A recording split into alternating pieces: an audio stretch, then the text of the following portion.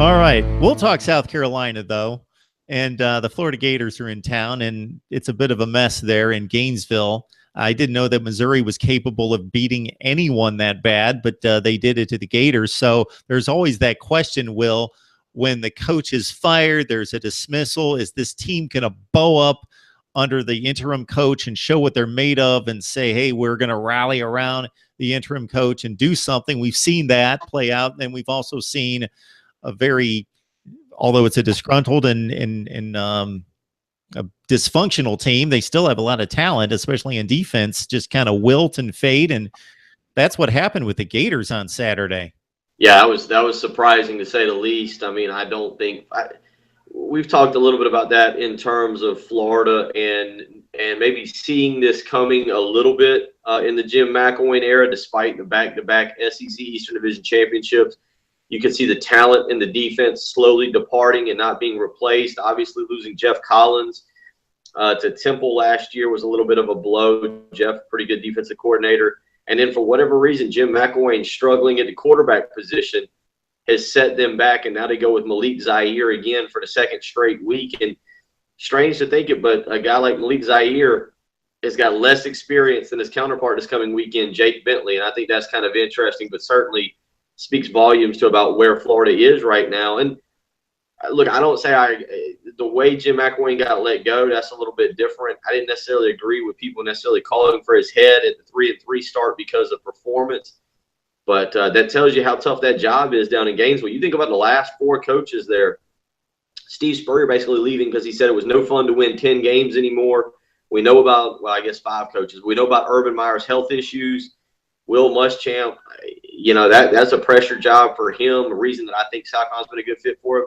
And then you see what happened with Jim McElwain. Jim McElwain clearly cracked under the pressure. I mean, I don't think there's any question about that the pressure of that job got to him. Yeah, it's amazing, Will, when you think most of us go to work and there's a certain amount of pressure if we take some pride in our work and we get paid a decent living, that there's some level of pressure. I don't want to try to measure it. But if you coach at South Carolina, if you are the face of the state to a certain extent, the level of pressure has to go up considerably.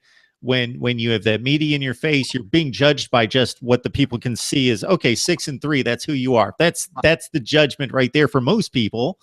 So there's a certain level there. But to take that from there to Florida, Alabama, Ohio State, USC, there's just South Carolina seems like it's, okay, I can handle this. It's just odd to me that there's even that much of a stepstone or ladder to the pressure in college football in various jobs.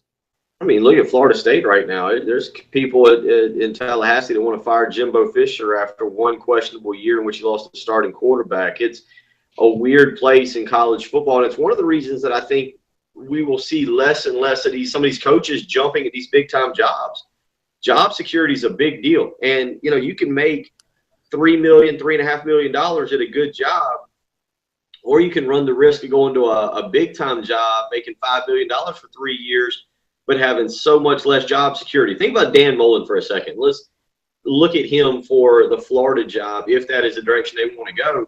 If you're Dan Mullen, you kind of the mayor of Starkville. You just signed an incredible contract. You've been to 8 straight bowl games. It'll be 9 this coming year. He's got job stability. He's about to be the all-time winningest coach at Mississippi State. Do you want to go to Gainesville where in 4 years you could be out of a job? Or, you know, is it worth it? Is it worth it?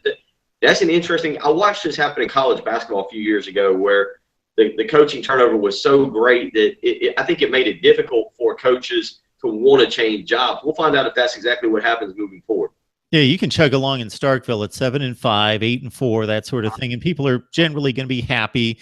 And then if you get a Dak Prescott on your hands and make it work, and things come together once every 5 or 6 years, and boom, you're 10-2, you're challenging late November for a division championship and excites some people, then that's icing on the cake. But not so much at places like Florida and Tennessee wants to put themselves in that category as well. And Butch Jones is probably out. Butch Jones, how about it? I mean, Kevin Sumlin and Jim McElwain could be out before Butch Jones is out. We probably thought Kevin Sumlin was and Matt Luke is probably going to get retained. Matt Luke at Ole Miss, after that win last week on the road in Kentucky, they've got an outside chance of winning 6 games. it's hard to envision Butch Jones is going to be. We'll find out what happens, but that's a crazy situation in Knoxville, and certainly losing their top recruit yesterday, Cade Mays, the 5-star offensive lineman whose dad played at Tennessee and was basically a ball for life kind of guy. That's pretty big blow for them. We'll see how that continues to escalate. I expect J.C. Horn, the big time defensive back, at some point to flip to South Carolina because of that situation.